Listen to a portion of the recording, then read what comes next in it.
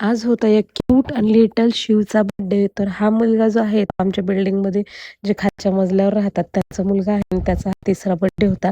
मग त्याच्यासाठी आम्ही आदल्या रात्रीच हा सुंदर असा ड्रेस घेऊन आलो होतो आणि त्याला अंदाजे ड्रेस आणला पण इतका छान झालाय ना, खूप सुंदर. आणि त्यांनी ना बिर्याणीचा प्रोग्राम ठेवलेला होता.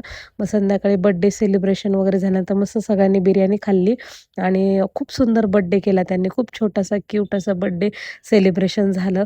त्यानंतर मग खाली आलो थोडंसं. तुम्हाला तर माहिती आहे खालचे आम्हाला सगळे पेट्स ओळखतात. कुठले असो, स्ट्रेट डॉग असो, कोणी असो, सगळे ओळखतात.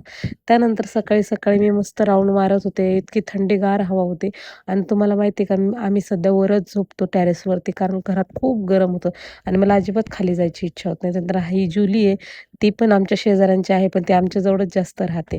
आणि हे आहेत माझे पेट. तुम्हाला माहिती आहे माझ्याकडे 3 पेट्स आहे. जे नवीन असेल त्यांना मे बी माहीत नसेल. तर खाली गेल्यानंतर त्यांना खूप राग येतो, की आम्हाला का वरती घेऊन जात नाही. पण यांना वरती यामुळे नेत नाही, की भीती वाटते वरनं भिंतीवरनं उडी वगैरे जर मारली तर.